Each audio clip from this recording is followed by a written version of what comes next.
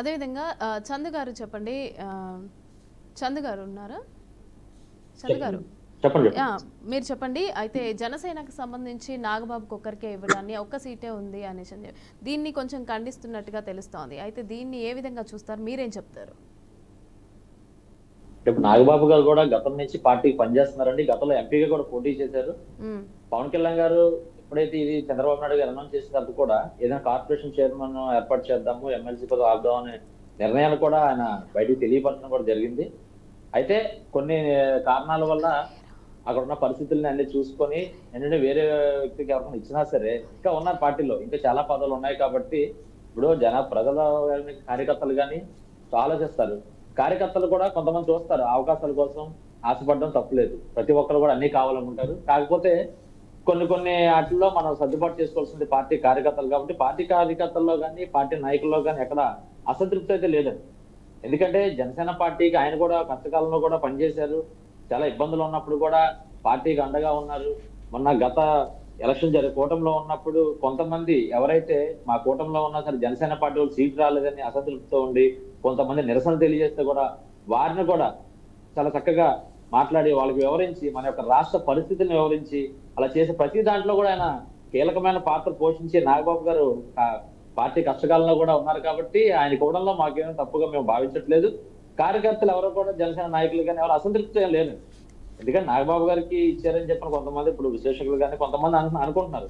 వాళ్ళ ఊహాగానాలు తప్పించి పార్టీకి అయితే మాట పార్టీ పనిచేసే కార్యకర్తలు కానీ నాయకులు కానీ ఎవరు అసంతృప్తిగా లేరు. నాగబాబు గారికి ఇచ్చినందుకు కూడా మేము అందరూ సంతోషంగానే ఉన్నాము. అలాగే ఇప్పుడు టీడీపీ నుంచి చూసినప్పుడు కూడా ఇప్పుడు బీసీ వర్గం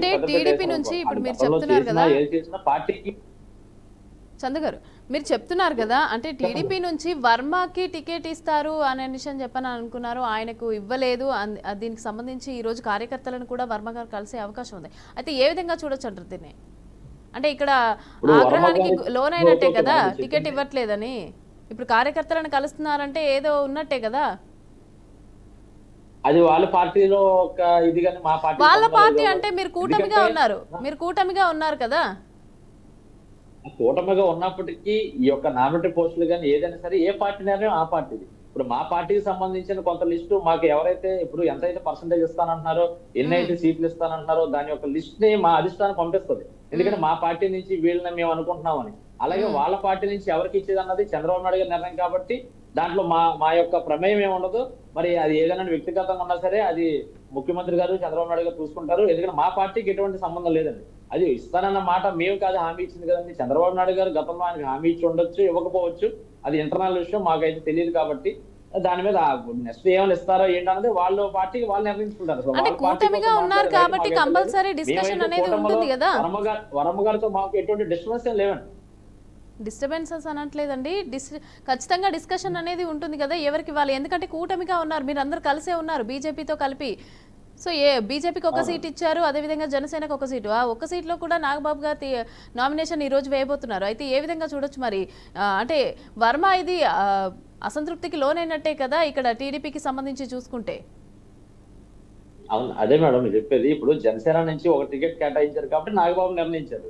ఇప్పుడు టీడీపీలో ఉన్న ఏదైతే ముగ్గురు క్యాండిడేట్లని ఇప్పుడు సామాజిక వర్గాల నుంచి చూసి పెద్దపేట వేసినట్టే మేడం. ఇప్పుడు బీసీలకు కానీ ఎస్సీ వర్గానికి చెందిన వాళ్ళకి ఈ రోజు చంద్రబాబు నాయుడు గారు పెద్దపేట వేశారు.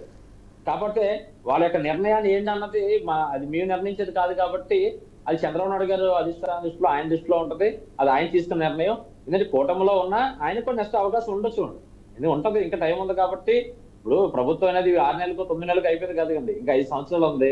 దాన్ని బట్టి అందరినీ కూడా క్యాల్కులేట్ చేసుకుంటూ ఒక్కొక్కరికి అందరినీ ఇప్పుడు పార్టీకి ఎవరైతే కష్టకాలంలో పనిచేసిన వాళ్ళు పార్టీకి కట్టుబడి ప్రతి నిర్ణయానికి ఆ రోజు వైసీపీ ప్రభుత్వం ఎన్ని ఇబ్బందులు పెట్టినప్పటికి కూడా కేసులు పెట్టినప్పుడు కూడా నిలబడి ఉన్న వాళ్ళు అందరూ కూడా ఉన్నారు. అవన్నీ కూడా చూసుకొని ఏదైతే ప్రక్రియగా అన్ని ఒకదాని ఒకటి ఆలోచన చేసుకునే మరి నిర్ణయం తీసుకుంటున్నారు కాబట్టి ఇది సరైన నిర్ణయమే. వర్మ గారికి కూడా త్వరలోనే అవకాశం ఉంటుంది ఖచ్చితంగా, మేము ఉంటుందని మేము అనుకుంటున్నాము.